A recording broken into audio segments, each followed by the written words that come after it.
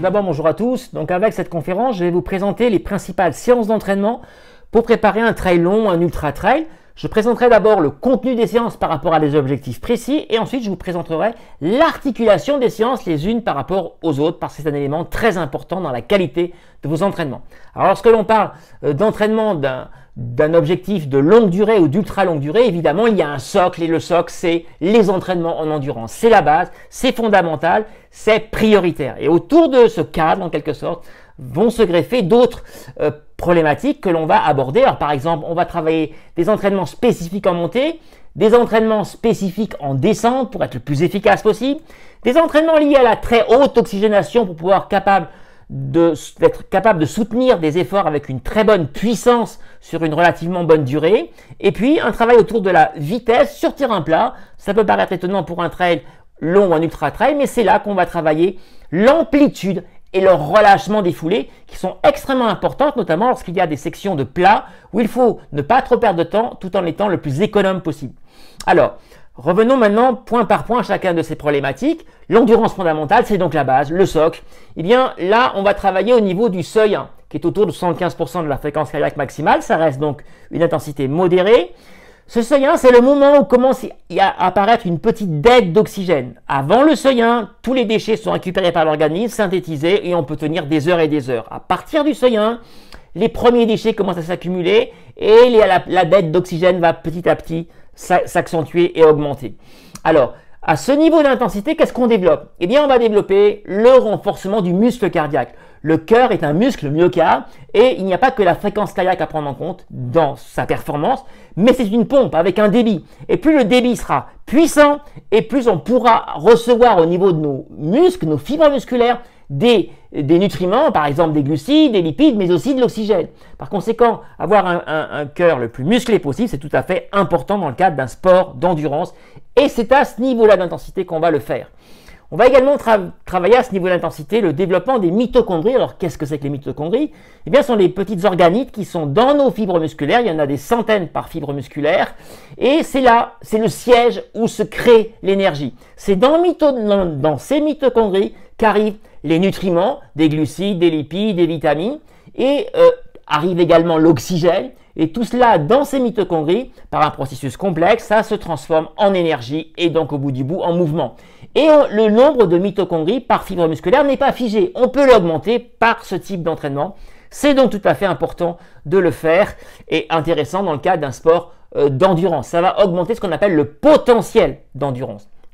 On va également travailler évidemment l'optimisation des fibres lentes. Vous savez qu'on a différents types de fibres dans nos muscles, des fibres adaptées pour les efforts explosifs et des fibres lentes adaptées pour les efforts de longue durée. C'est avec ce type d'entraînement qu'on va développer le plus possible ces fibres-là.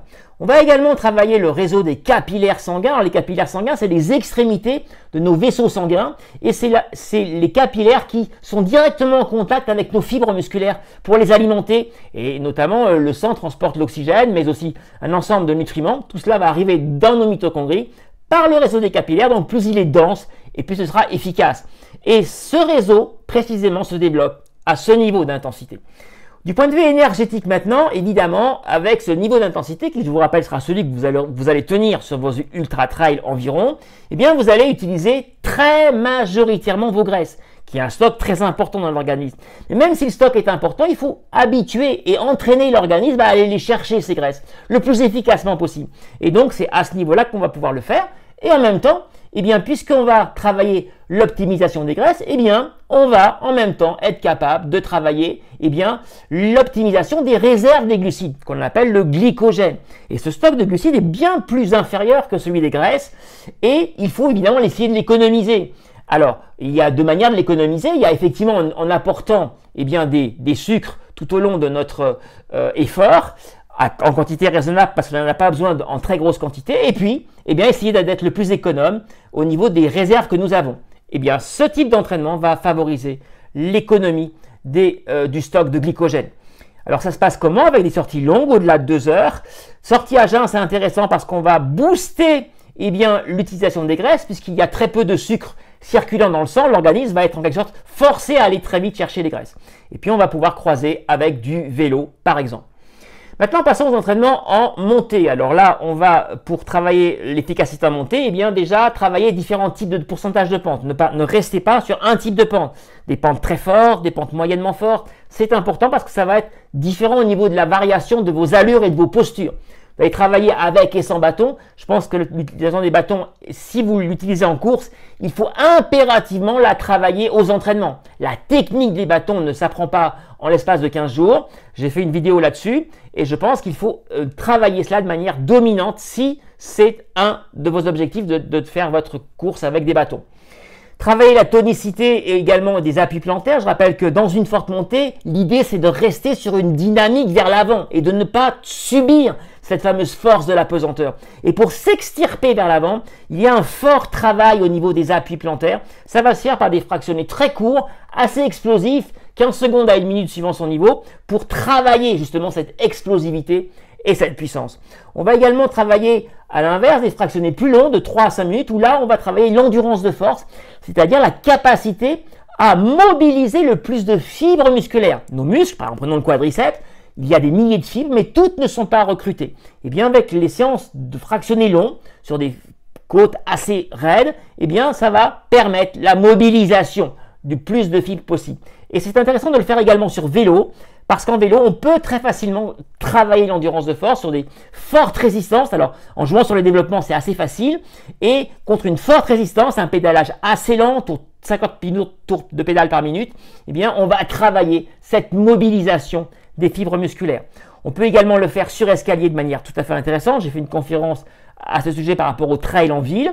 Et puis, on va le travailler par des renforcements musculaires spécifiques en salle ou à la maison, notamment pour les quadriceps et les ischio-jambiers, fortement sollicités. Maintenant, passons à l'efficacité en descente. Là, deux axes intéressants à travailler, le renforcement des fibres musculaires et l'agilité. Renforcement des fibres musculaires parce que les chocs à répétition, eh bien, endommagent les fibres musculaires et plus précisément l'aponévrose, c'est-à-dire la membrane de la fibre musculaire.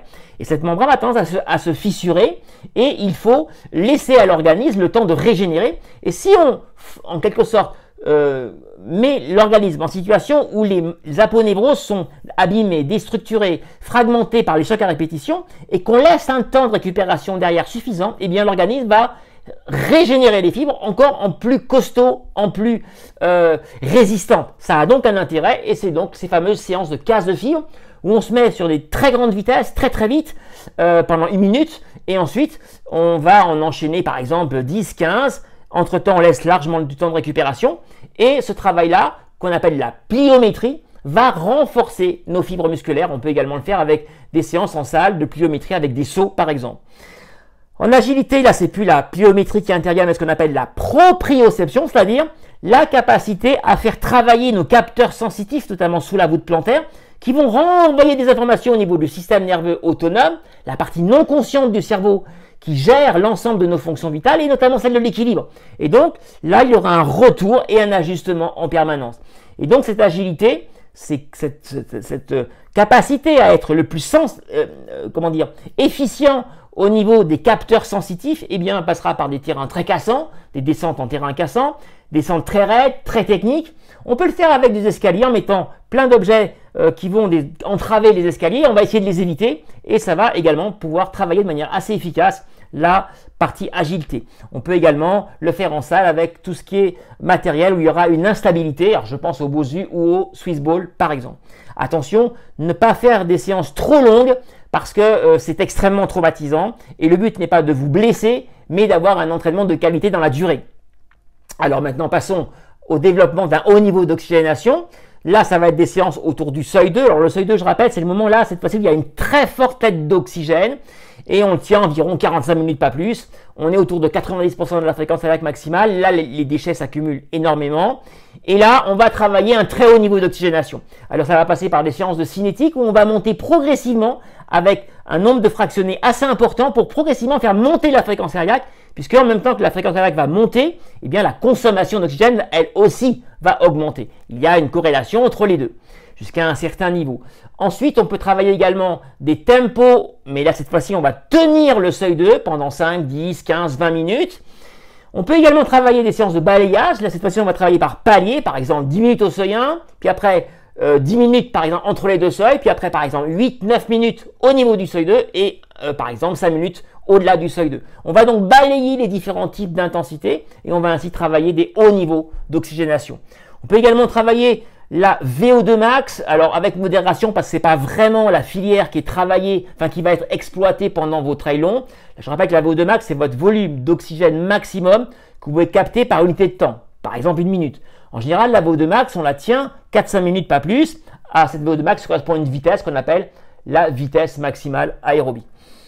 Tout cela va se faire progressivement. Alors en termes de cumul de temps au niveau du seuil 2, on va pouvoir avoir des cumuls qui vont commencer à 20 minutes et qui peuvent aller sur 1 heure, voire plus. Passons maintenant à la partie de la vitesse. Donc là, en termes de séance de vitesse, eh bien, on va travailler 3 axes, l'amplitude et le relâchement de la foulée, comme je vous disais, la vélocité, être le plus fluide possible avec des foulées très courtes, très rapides, très dynamiques, et également le développement hormonal. C'est très important. Alors, je vais y revenir tout de suite. Donc, au niveau du relâchement et de l'amplitude, c'est des fractionnés courts, entre 10 et 15 minutes, 30 secondes, pardon, et on est sur un terrain plat, évidemment, une piste. Vélocité, pareil, même type de fractionné. Là, on va aller sur des foulées très très courtes, très très rapides, très véloces, pour travailler cette fluidité. Et enfin, sur le développement hormonal, je vais revenir un instant, c'est aussi des fractionnés très courts et c'est très important. Et on le néglige trop souvent dans la littérature. Les hormones interviennent fondamentalement dans un effort de longue durée. Je pense par exemple à l'adrénaline. Et c'est extrêmement important de maintenir toujours un bon niveau de boost au niveau hormonal pendant un effort d'ultra longue distance. Et pour ça, eh bien, il faut l'entraîner. Et pour booster notre activité hormonale, ça passera par ce type de séance avec des fractionnés très courts qui vont rebooster notre activité hormonale. Au niveau de l'alternance maintenant, vous voyez ici, je vous ai présenté donc 6 séances. Alors vous voyez que la dominante, c'est du bleu, donc l'endurance. Comme je vous disais, c'est fondamental. Et puis ensuite, j'ai équilibré en mettant d'autres variantes. Mais vous voyez qu'il n'y a pas 2 séances de vitesse d'affilée, 2 séances d'oxygénation ou 2 séances d'endurance en montée. Par conséquent, on alterne les filières. Très important de varier les séances. Alors après, une fois qu'on a ça, eh bien, on peut placer les jours de repos. Alors soit on est sur des blocs de 2 jours, 1 jour de repos, 2 jours, 1 jour de repos par exemple, mais on peut travailler sur un autre cadre qui est celui de la surcompensation. J'ai fait une conférence il n'y a pas très longtemps dessus. Là, on va travailler sur 3 jours, donc une forte fatigue à la fin du 3e jour. Et là, on va laisser l'organisme régénérer, surcompenser pour aller vers un retour le plus efficace possible au niveau de l'état de forme, notamment du système nerveux autonome. Et on va laisser par exemple 48 heures et on va recommencer sur un autre bloc. Et on revoit encore ici, c'est le même cadre au niveau de l'enchaînement des séances. Et puis on peut travailler aussi par dominante. Donc là ici par exemple, j'ai voulu faire un bloc où la dominante c'est l'endurance de force. On est le cas d'un trailer par exemple citadin qui a besoin de travailler son efficacité dans les montées. Eh bien on voit ici 3 séances avec de l'endurance de force. Une séance qui sera centrée exclusivement là-dessus et 2 autres où c'est de l'endurance mais où j'ai mis dedans des sections d'endurance de force. Là on est sur de l'endurance, il y a une partie d'endurance de force au milieu de la sortie longue. Et là, eh bien, au milieu de cette sortie, on va à la fois avoir de l'endurance de force dans les montées et un travail de casse de fibres en vert là, dans les descentes. Donc c'est une séance combinée, descente, montée, descente, montée. Et puis entre eh bien, les séances de vitesse qui vont permettre de travailler le relâchement, l'amplitude de la foulée, parce que l'endurance de force a tendance à brider la foulée. D'où les 2 blocs, les 2 séances ici de vitesse. Voilà, j'espère vous avoir donné des éléments maintenant qui vous permettront de mieux structurer vos séances, à la fois en termes de contenu, d'objectifs visés et en même temps en termes eh bien, d'enchaînement et d'alternance des séances. Vous trouverez évidemment d'autres situations sur mon site avec les conférences qui sont téléchargeables sur mon site. Puis je rappelle que je suis coach donc à distance et je donne donc des conseils pour le trail et l'ultra trail. Vous trouverez également toutes mes formules d'accompagnement sur ce site. Merci à tous et à très bientôt pour une prochaine conférence.